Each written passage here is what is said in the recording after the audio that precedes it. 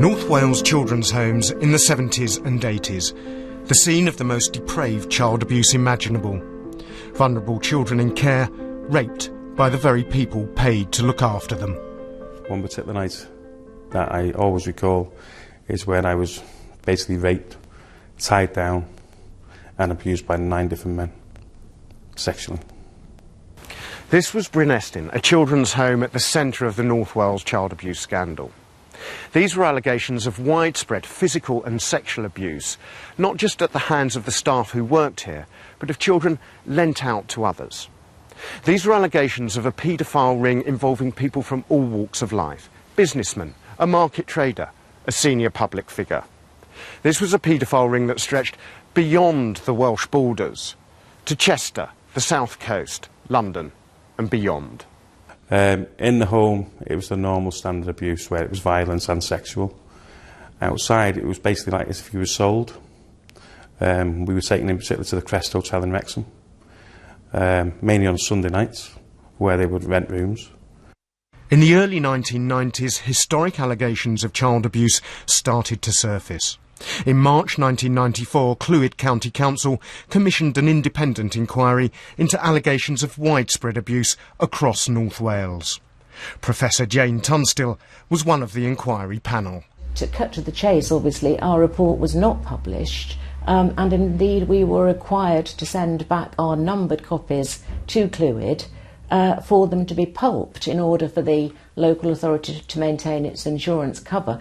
Also had the effect of meaning that they could not apologise or be seen as taking seriously the allegations of the young people. It was this that prompted the then Tory government to announce a full judicial inquiry. The North Wales Child Abuse Tribunal, headed by the late former High Court Judge Sir Ronald Waterhouse, heard evidence from more than 650 former residents of children's homes. Horrific stories of physical and sexual abuse. The inquiry promised to leave no stone unturned. As for allegations against the rich and powerful, counsel for the inquiry mentioned the existence of a shadowy figure of high public standing, but said there was no substantial evidence to support the allegations. I believe that there will be any further prosecutions simply because the report has now been published, that the evidence within the tribunal has already been considered by the Crown Prosecution Service. If something further was to emerge, then obviously it would be reconsidered. Since the Jimmy Savile abuse allegations surfaced, politicians have been raising questions about other historic abuse cases. Tom Watson MP speaking last week during Prime Minister's questions.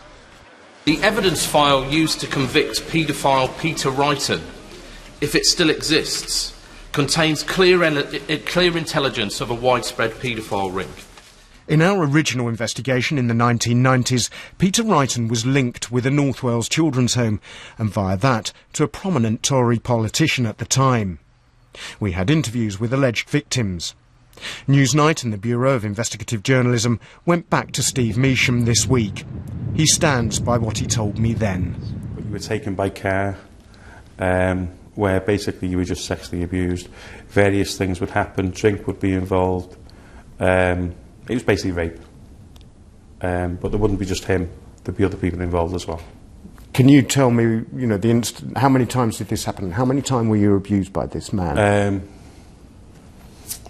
Off my head, I wouldn't give an exact number because obviously I'm going back many, many years, but certainly more than a dozen.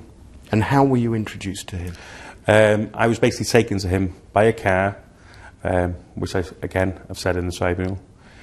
Cars would pull up outside the home and you were taken, and there would be a Porsche, there'd be a Jag, there'd be all different cars, and you were taken.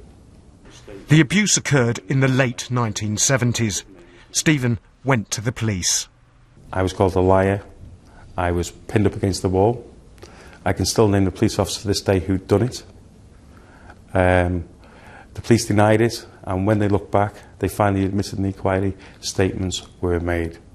That's all they would say. They wouldn't say who was named in them, but they actually did admit I did make statements of sexual abuse. And you're saying that you made these statements of sexual abuse against this senior public figure? Yes, I am. And in the early 1990s, as allegations of child abuse in North Wales started to surface, another victim came forward. We interviewed him for a previous investigation for BBC Radio 5 Live, broadcast in the year 2000. We've been unable to track him down for this report, but he described then how as a teenager he was preparing to leave care, getting ready for a job in the outside world. He wished to remain anonymous. He picked me up one night and we went to have drinks, to a pub to meet somebody on the promise of a job. And then I was asked if I would meet this person again, and I didn't think there was anything to it. So I met him in a car park in Wrexham. That was where I was told to meet him. And then we went out for something to eat, and he pulled over in a lay-by, and then, hey presto, oral sex took place. He gave me some money. For some strange reason, he was going on about Christmas and a Christmas box, I don't know. He was probably just trying to keep me quiet, I don't know. Were you, at that time, over the age of consent? Was I over the age? No, I was still in the children's home. At the time, in the early 1990s, he went to North Wales Police. He showed them faxed photographs of the senior Tory politician. So in front of two police officers, you picked out their photographs? Yeah. And then they turned around and they said they are faxed photographs. They are not really reliable. That it wouldn't be a positive ID. And because they weren't there to see it, could have been anyone. And I think that's the way they looked at it. And they took no further action? No further action. It may well be that the case was dropped purely because of a lack of evidence. In the late 1990s, both Stephen and our anonymous victim had another chance to name names at the North Wales Tribunal. But hopes were soon dashed. I don't understand why on earth we had an inquiry if we had to leave out 30% of the abusers. And basically, I was told to do that. I was told I couldn't go into detail about these people, I couldn't name them, and they wouldn't question me on them. Why? What reason did they give? They didn't give me a reason. They just said you were not allowed to do so. And again, he was not alone. What happened was they sent ex-police people to all the witnesses to make a statement. Then that statement was produced at the tribunal, and you were questioned from that statement. And your statement said nothing about this man? When I made a statement to the police crossed it out and said there was no proof. What was the point? Everyone said there was no point. I mean, I never thought that. That's what... But the inquiry was your chance to tell someone in power what you believed happened to you. No. The questions were picked from your statement, and you were asked questions from that statement. Solicitor Richard Scorer represented 30 victims at the inquiry.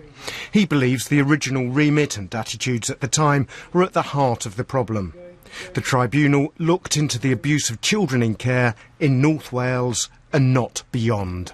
Well, there were certainly allegations of that kind that were alluded to at the inquiry, but they weren't allegations that the inquiry could pursue or explore or investigate in great detail because they were outside those terms of reference. That's the terms of reference. Do you think the will was there in the inquiry to fully investigate some of the evidence that was coming up?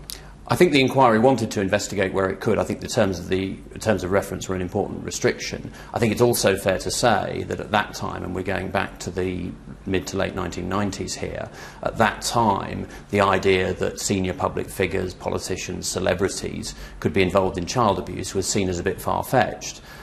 We now know, of course, from recent revelations that it isn't far-fetched at all, and that's part of the reason why it's important that these allegations are looked at again. And one of your clients was naming a senior public figure. Well, these allegations were certainly alluded to in the inquiry, but as I say, they weren't pursued because they weren't really within the terms of reference of the inquiry. The evidence that we've heard, that we've gathered over the last 20 years, remains the same. For now, there's simply not enough to name names. But what has changed is the attitude, the public attitude towards child abuse, giving those making these allegations renewed hope for the future. I'd like a meeting now with David Cameron. He's made a statement, a sweeping statement, that abused people need to be believed. We haven't been believed. We've been swept under the carpet. It's time he knew the truth. At time, a full investigation was taking place. And until I can meet with him and I get some reassurances, I don't believe we'd get anywhere.